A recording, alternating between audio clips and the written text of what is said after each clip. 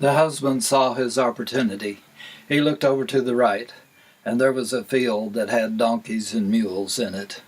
He and his wife had just had a little spat, and they were still kind of miffed at each other. Very sarcastically, he said, "Relatives of yours?"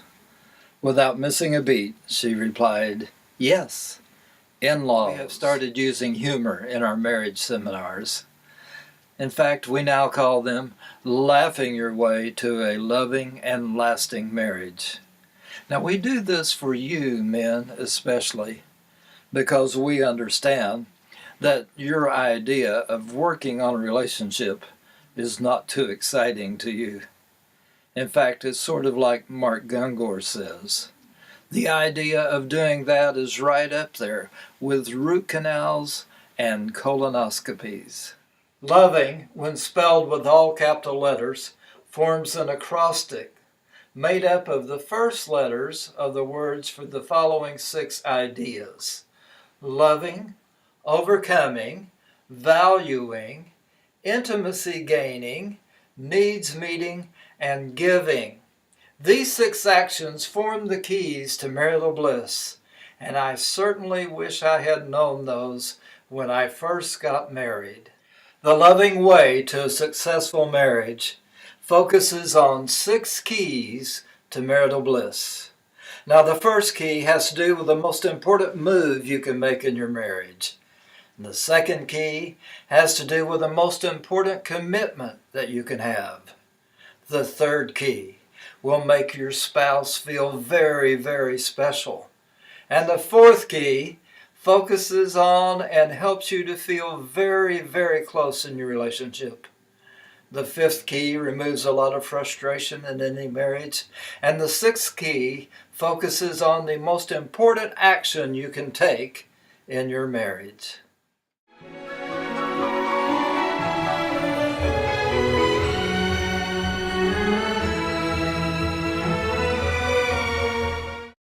Catherine was heartbroken. She had just been pulled aside by her famous visiting professor.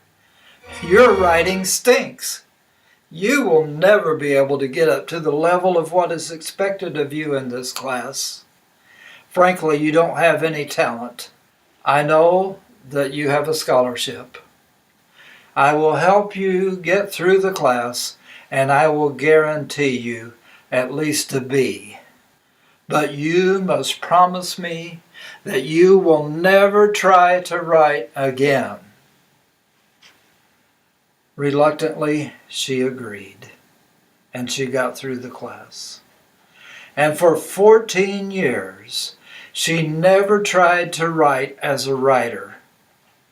And then one day, something happened that changed her life. And in just a few minutes, I'll tell you what that was. I had failed miserably.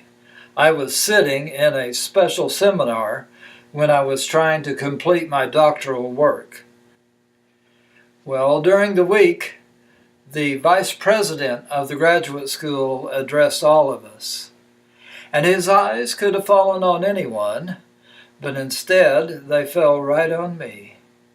And he said this: "Some of you are not doing anything."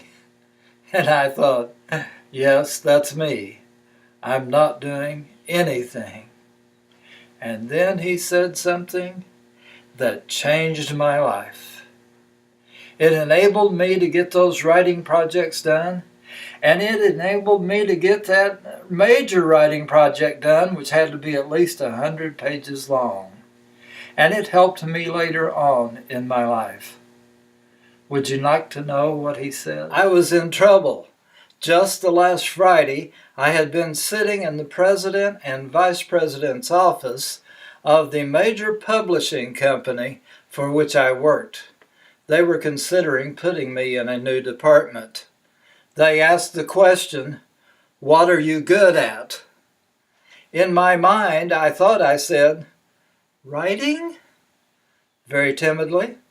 But evidently I came across to them as writing. And now it's Monday morning, and I'm sitting in a room full of other writers. The manager comes by and hands me a pad of paper, and he says, "Every day you must fill out a report." I'm thinking that's fine. And then before I could ask him any questions, he walked out and he turned and he said on his way out, "You have to write 700 words every day." Oh no, I was in trouble. I tried different techniques for 2 weeks, and it just became increasingly difficult to get those 700 words every day. I told you earlier I would tell you what Dr. Green, the vice president of the graduate school that I attended, told me that changed my life. And those words came back to me while I was working for this company. And here's what he said. After saying, "Some of you are not doing anything," he pled with us and he said, "Just give me something." And that's what I did. I went back and I just gave him something. And indeed it worked, because I had got over my fear and I turned in those projects, and they weren't that bad, and I actually got A's on them, and I did well on my major writing project. Well, now it is years later, I'm sitting at this company, and it's hard to write 700 words a day. And then Dr. Green's magical words came back to me, "Just give me something." So at the beginning of every day, I sat down and I wrote 700 words of something. And then I could legitimately say I had accomplished my goal. It was great. I had usually 6.5 hours every day to do whatever I needed to. I could do research for what was coming up ahead. I could refine the outline of what was coming up. I could go back to those words that I gave earlier that were just something and make them more than just something. It was great, and I recommend the technique to you. When you're writing a rough draft, just get something down, and it will help you very much. "Honey, I think I'll sell my cows," said Jake the farmer. She agreed. She said, "I think that would be fine." So on sale day, his wife went shopping. And when she came home, she said, "How did the sale go?" He said, "Well, I heard that John down the road had 2 cows for sale. So I thought, instead of selling just 10 cows, I would get more money if I sold 12 cows. "That makes sense," she said. On the next sale day, she went shopping again and came home only to discover that he had bought 3 more cows. Well, after 3 months, Jake had 21 cows, but no money. And if you don't tame your research, you will have tons of research, but no rough draft of your book. Remember Catherine, who had the unfortunate experience with a college professor, and she said that she would never write again? And for 14 years, she did not try to write as a writer. But then something changed her life. Here's what happened. She and her family were visiting San Antonio, Texas, and a major news story had just broken, and it seemed like that every major news organization was there. Every producer, every writer, every journalist was present.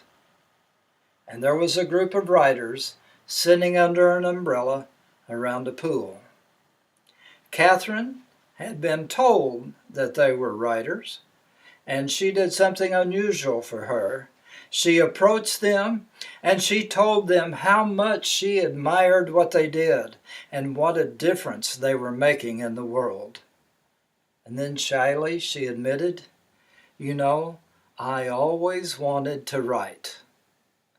"Nonsense," said one of the writers. "If you really wanted to write, you would have something written."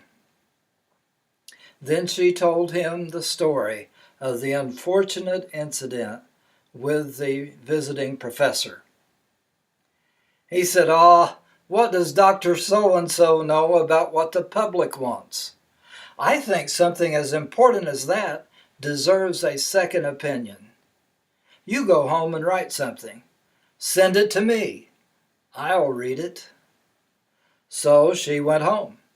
She got some paper and she wrote and wrote and wrote until she had 400 pages. Then she typed it up and sent it to this writer. After a month, she got a phone call from him. He said, "I read your story and I liked it. I sent it to my agent, and in a half hour she's going to call you."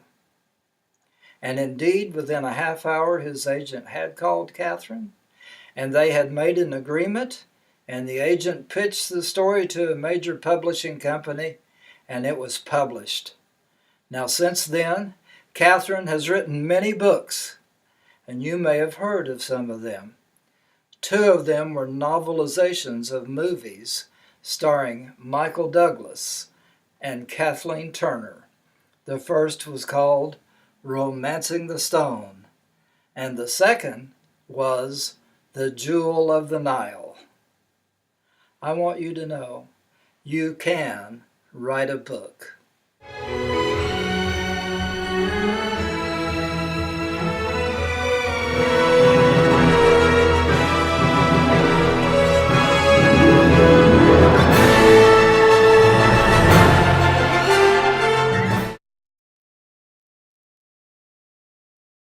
One of the best examples of dealing with change is reflected in the privilege that many of us have had to learn how to deal with aging. Some things are inevitable, so you might as well learn to enjoy them. Now, some of you have heard of Garfield the cat.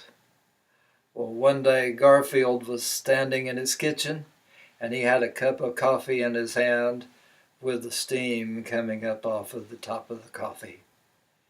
He was standing there in his nightshirt, a red and white striped nightshirt, and he had his nightcap on with the top of it folded over, and his eyes were half open. And he began to engage in philosophy. And he said that as we get older, we get more and more information. Well, that's what's happened to me. I've gotten so much information that my brain can't hold it all, and it has spilled over into the rest of me. So I'm not really overweight. I'm just really, really smart. That's my story, and I'm sticking to it. There was a lady, let's say of mature age, probably about my age. She told her friend that she was going to aerobics class. And her friend said, "Well, I guess that would be a good thing to do." After class was over, she came back, and her friend said, "How did class go?" She said, "Well, I jumped and I pulled and I twisted and I jumped and pulled and twisted and twisted and pulled, and by the time I finally got my leotard pulled up, the class was over." Some of you have agreed with Garfield and me. We think that if God wanted us to touch our toes, He would have put them on our knees. Today we're going to look at 3 principles that help us cope with the aging process. Those same 3 principles will help with dealing with change of any type, whether it be in your occupation or in your personal life. One night, an elderly gentleman and an elderly lady were eating together at a place called Trailer Estates. As the night grew on, the man became more and more romantic. Finally, he looked at her and asked, "Will you marry me?" She thought for about 10 seconds and then replied, "Why, yes, yes I will." And they continued on with their supper, having a wonderful evening together. The next morning, when he woke up, He thought to himself, "Last night when I asked her to marry me, did she say yes or did she say no?" Try as hard as he could not remember.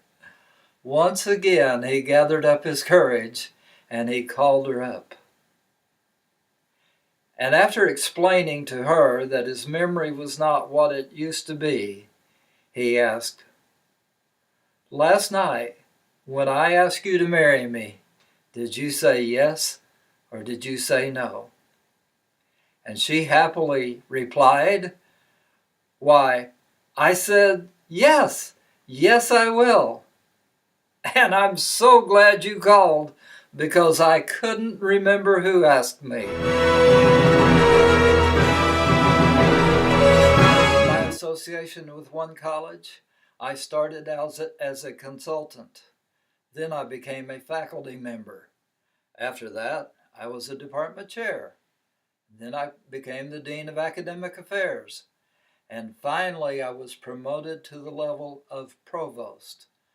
And this all happened within the space of about 5 years. Now, what attributed to my level of success? Did I have education that led to that? Well, I did have some education. Did I have experience in each of these areas? I did for some of those positions, but not all.